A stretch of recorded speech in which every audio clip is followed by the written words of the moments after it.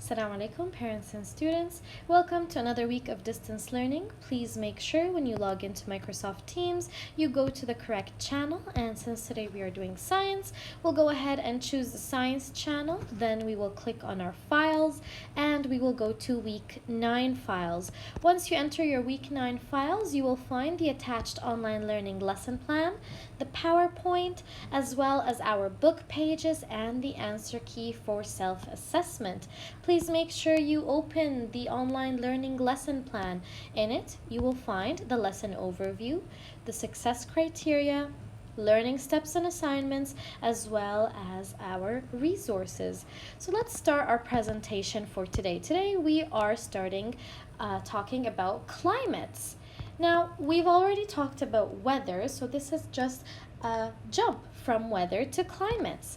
Our learning intention is that learners will describe some factors that affect climate.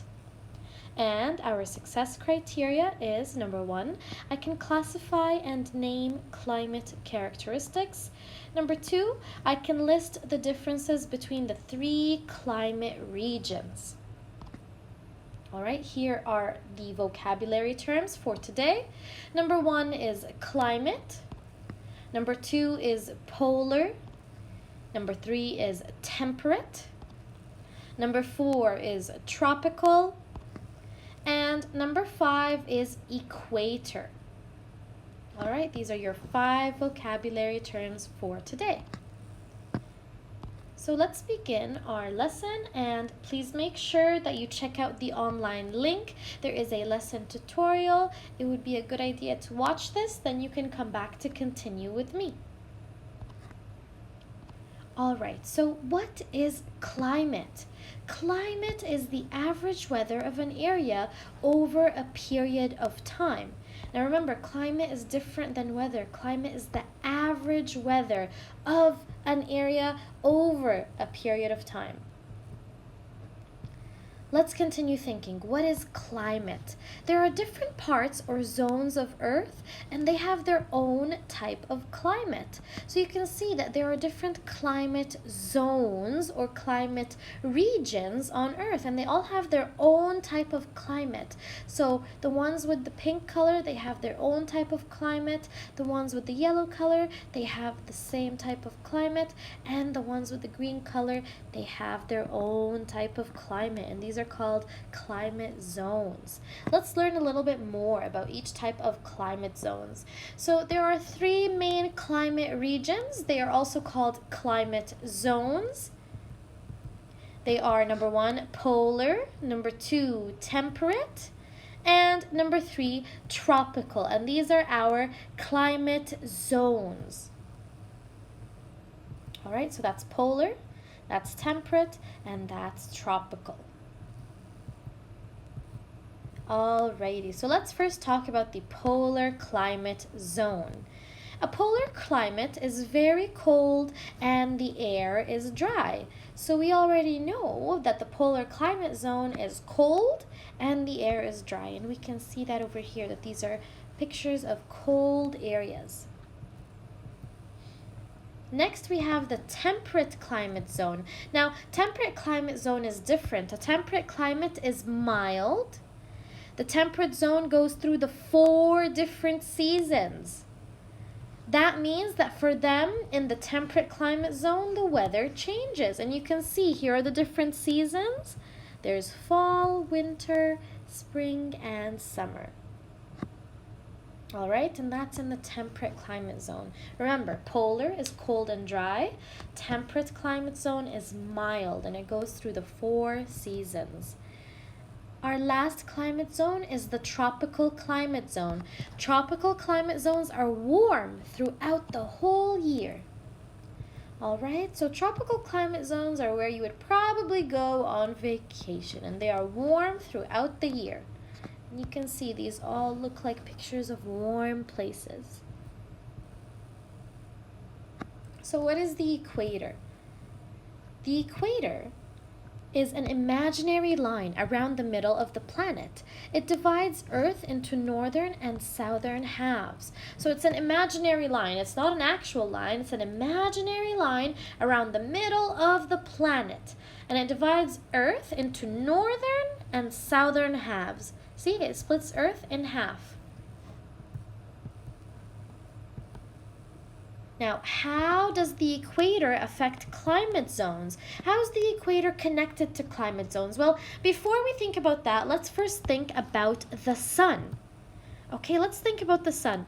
The sun sends energy towards Earth, and you guys already know that. We get heat energy from the sun. This energy heats Earth's atmosphere, water, and land, and this process of heating these three systems affects weather and climate.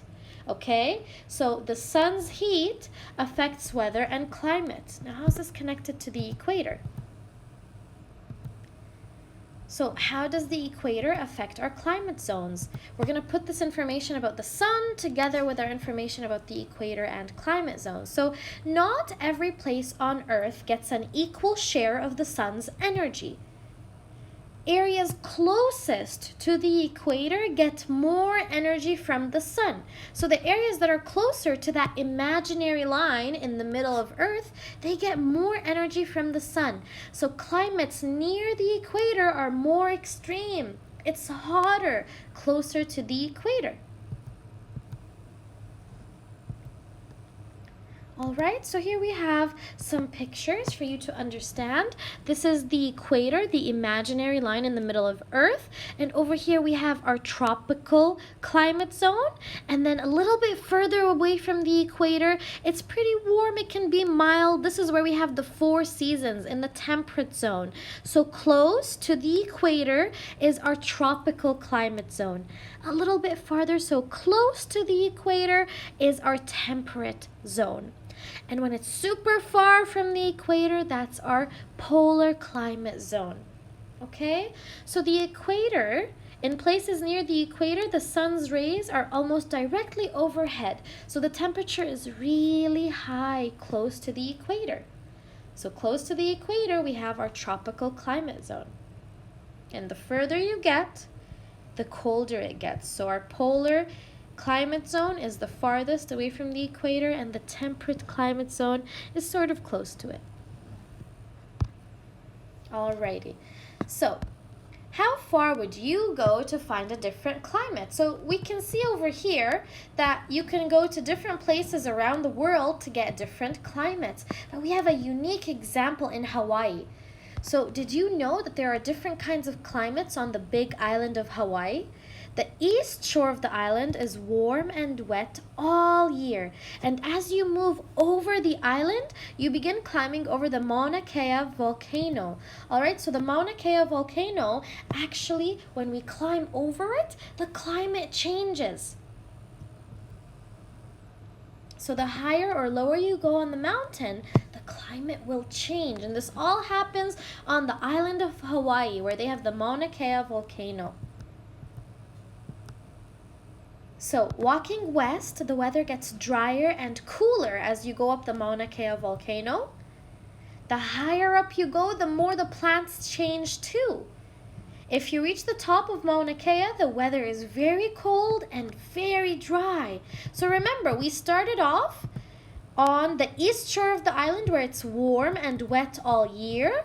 And then when we walk west, the weather gets drier and cooler. And the higher up you go, it gets very cold and very dry at the top of the volcano. When you walk west and down the mountain, you will find a hot desert. So this is all on the island of Hawaii. Because of this Mauna Kea volcano, the higher up you go or the lower down you go, the climate changes. Alright, and at the end of this lesson, you have some questions in your science book that you should be able to answer using our lesson, and also self-assessing using the answer key. And at the end of the lesson, we'll use the exit ticket to reflect on what did you learn today, how did you find the lesson, and you can use the learning pit to give your feedback. Thank you as always for joining me, and I hope you guys have a good rest of the day.